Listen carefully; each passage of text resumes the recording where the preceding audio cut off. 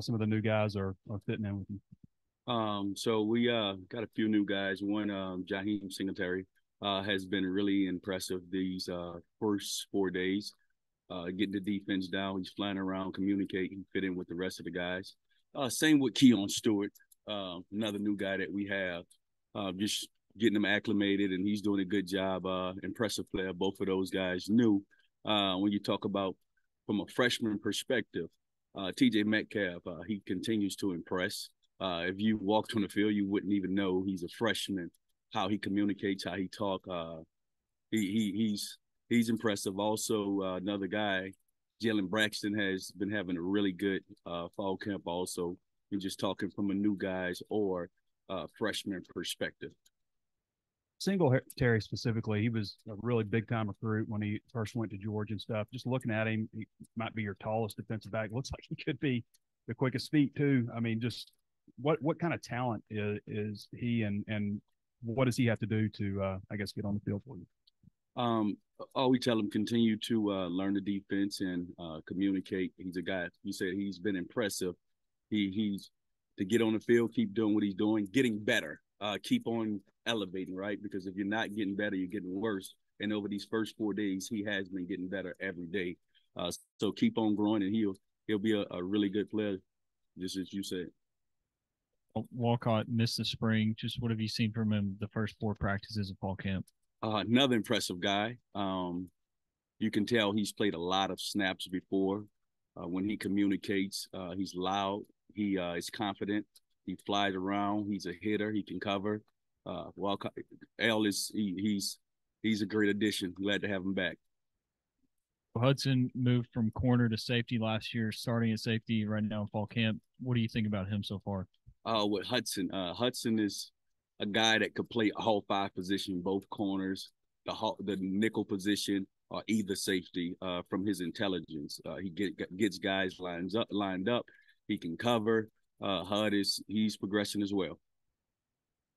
Called the nickel spot the hog the other day, so I guess y'all are using them both. But who at that position has risen up? I mean, we see Jalen Lewis with the ones, but can you tell us about that spot a little? The hog position, yes, J. Lou has been having a really good fall camp. So some other guys, we're in a position at the hog. We also have AJ Brathwaite. That's a guy I failed to mention when we talked about the hog. Talk about new guys, which he's been impressive. Also, we got Jabray Shaw, another new guy at hog.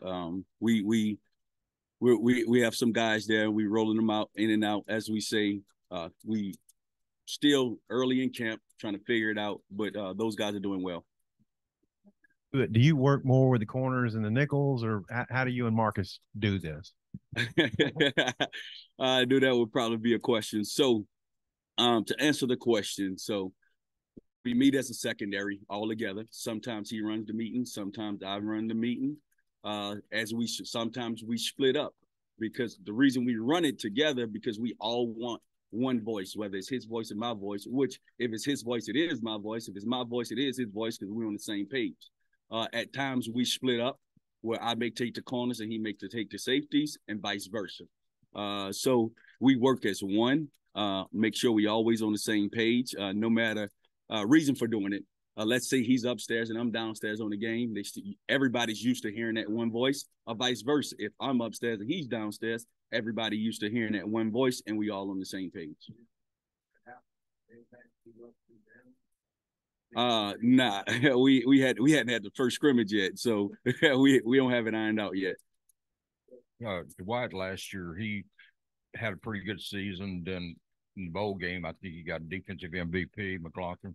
Just how does he look in the spring? We didn't get to talk to you in the spring, so how do you do in the spring and then the first 3 or 4 practices this preseason? Dwight has had in the spring. He had a good spring. He's having a great camp. With Dwight, special talent. He's coming along as a leader, being more vocal, holding himself accountable, then holding other guys accountable. Started in the spring, progressively got better throughout the summer, and then after the summer, he's continuing to do it throughout this fall camp. And transfers where they come in the first year and they're kind of don't want to step on anyone's toe, just trying to fit in. The next year, the ones that have more than 1 year eligibility, they take on more of a leadership role. You see that is that pretty common with transfers? The transfer portal is probably what 3 or 4 years old right now, so we all figuring it out. But yes, it's typical. You're going to a new environment, and you don't want to step on anyone's toes. And then now you get a little bit more comfortable. The second year, you've been through a spring, you've been through a fall camp, and they know you better, and it naturally starts to happen. I mean, Landon Jackson, they were talking about Landon Jackson being that way the other day. It's like I brought that up. Just, he came in the same time he did. Mm. I just had a couple of terminology deals. So you call it boundary corner, boundary safety. You call it field corner on the other side, and yes, sir. You call it field safety or free safety? Free safety. Free safety. Mm-hmm. Are you flipping those guys? Are you flipping them play to play? Honestly, it depends on the defensive scheme that we have in. It depends on the defensive scheme. So, I mean, I just think with like offenses hurrying up, sometimes it might be hard to flip corners and stuff like that. Yeah. Of course, you game plan for all those type of things. So you guys are 4 practices in. You go until Wednesday, and you take some time off. Is there any thoughts to like maybe switching some things up, trying some guys at different spots, maybe a corner to a nickel or safety to nickel or corner to safety, any of that kind of stuff? Of course, that always happens because you put in dime packages, you put in quarter packages, and you have to find the best 5 or the best 6 when you talk about dime. So you're always trying to figure out, let's always get the best 5 or 6 on the field together. And so you could put the best, you could put your best foot forward. R.J. Johnson and Christian Ford, are they safeties? They're safeties, yes. So just by my count, I think you got like 9 players working over at cornerback. Is that, and so that would put like what 18 guys over at safety nickel. Is that about the ratio you want? Or so Coach Pittman, like even at practice, he does a good job of. We have something called 2-spot, and it worked for us again because we have 2 full-time secondary coaches, and we split the secondary up. One go on this field, so and that always mix and match. It helps with the development of the team. Right? Because everybody's getting reps. If we always had one field, well, of course, people are watching and not learning. And through my experience playing and coaching, the best way to learn is by doing it. So when I'm making the mistakes or I'm doing it the correct way as a player, I am feeling it and seeing it's like, oh, I got it. Oh yeah, coach, I see what you're saying. I know you were here last year, Hudson. A lot of times he was in the right spot, but he had trouble, making the tackles. Sam talked about that the other day. He's added about 12 pounds. I know you guys aren't tackling to the ground yet in practice. What have you seen from Hudson with that weight? Maybe if you looked at film last year, how he might be different. Hudson is playing stronger. He has gained weight and corrected some technique errors within tackling. He has gotten better with angles to the ball. We always talk about near footing and near shoulder. He has gotten a lot better with that. And then, obviously, we all know pass defense was an issue last year. You got to look at the stats. I know it's early, spring and a few fall camp, but what sense do you have about how the pass defense is going to be improved and why? One way we plan to improve it is within the camaraderie and making we meet all together, because one issue that you see around the country, not specifically last year here, but around the country, period, if you have issues within a pass game, busted coverages, is because of communication. All right. And that's the reason we do the things that we do, myself and Coach Woodson, having guys together and hearing both voices. So now communication is not an issue. Pursuit to the ball is not an issue. That's 2 ways. Communication not busting. One way, communication not busting coverages and getting to the ball.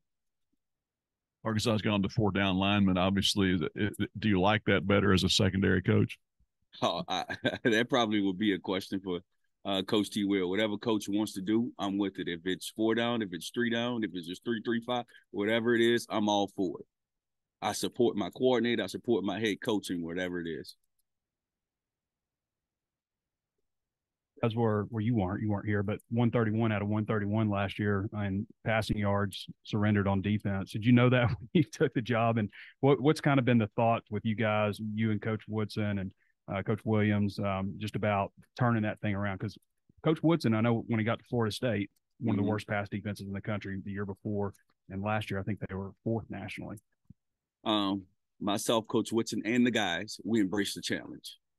we embrace the challenge and becoming better. We're always hard on them. Don't let up, and the standard is the standard. What that expectation is, don't lower it. We always talk about, we don't talk in 110%. We're talking 100%. We want your best to be your best, not 95. We want it to be at 100% every single day. Talked a little bit about some of the transfers. We know a lot about Lorando Johnson because he was here. But could you touch a little bit more on Keon Stewart, what he brings to the table, and AJ Brathwaite, what kind of role you might see for him also? Both of those guys, Keon and AJ, bring something to the table with their vets. They have a lot of snaps under their belt. Keon played as a true freshman, started as a true freshman at TCU. AJ started the last school he was at. So with that being said, they bring veteran leadership, game experience. And game experience is the best experience you could have when you're talking about 80,000 people, 60,000 people, however many it is. It's a little different when you're a true freshman and you made some mistakes. You can be a good player, but you still make mistakes. And now those mistakes, when you're older, like, oh, I remember that play from last year. So they definitely bring some veteran mentality and snaps being played to our defensive backfield. I feel like you kind of hit on it right there, but when you were adding these guys in the transfer portal, what exactly were you looking for in the guys? The first thing we look for is a fit, right? Would they fit our room? Could they fit in with the guys? Could they meet the standard of a expectation is 100% every single day? The next thing when we were looking like, okay, we do need some older guys, or if we had a young guy that was a really good high school player, or older guy that made plays in college, that's the two things that we're looking for. A couple older guys, Ladarius Bishop and Malik Chavis, just what are you seeing from them so far? Oh, they're having great camps as well. Malik is having a really good camp. Communication, getting to the ball, tackling, covering. Malik is doing well, and Day he's progressing with technique things and embracing the challenge as well to get better. So is the group.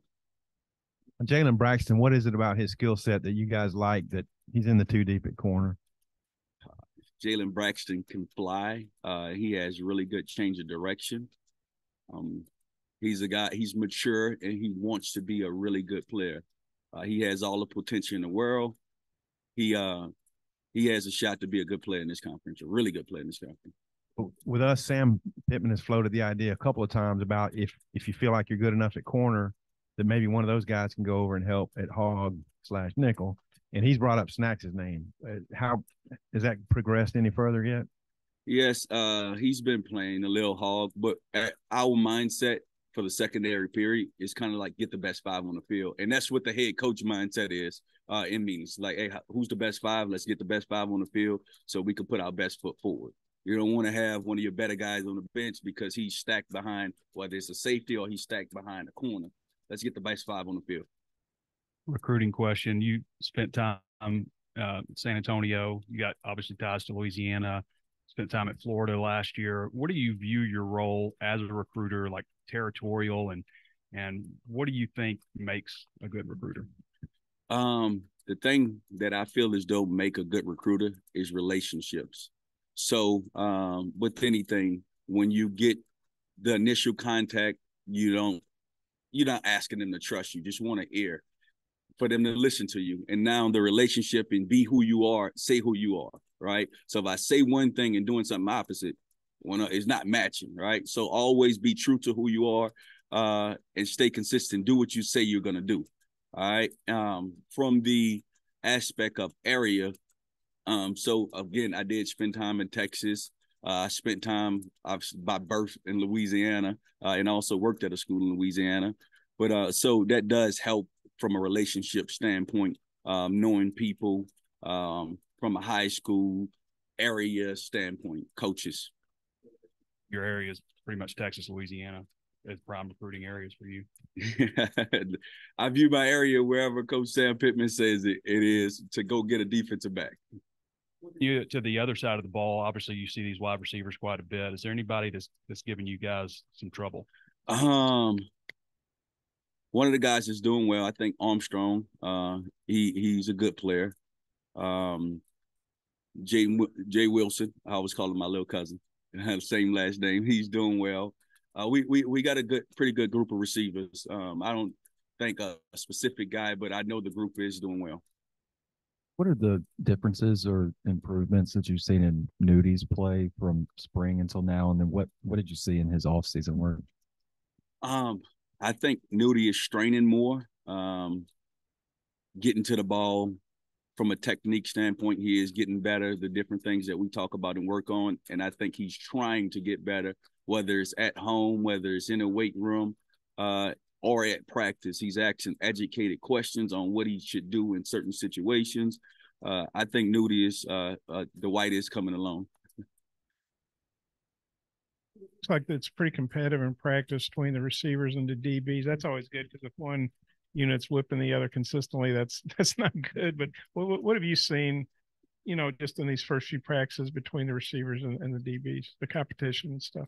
Oh, exactly what you say. It's competition every day. All right. And when you talk competition every day, it is a problem if you just, which hopefully would transition to translating the game if we're just dominating them every day.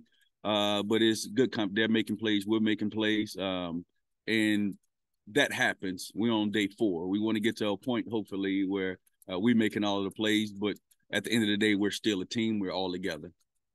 You're making all the plays. That's not good, though, is it? I mean, for the SEC schedule. I mean, and then, Nudie, we asked him, I don't know how much consideration he gave to maybe coming out for the draft, but I'm sure it was a thought anyway. I would think it's good to see played. Having a guy like him back who's got SEC experience at 2 schools and is going to his second year here, how big was that, do you think, in retrospect? It's similar to the conversation we had about the last guys, getting guys that have game rep experience. So when he came in, of course, he came in from another school with game rep experience, and he is, again, continue to develop and making plays and doing well. So, all right, thank you. I appreciate you.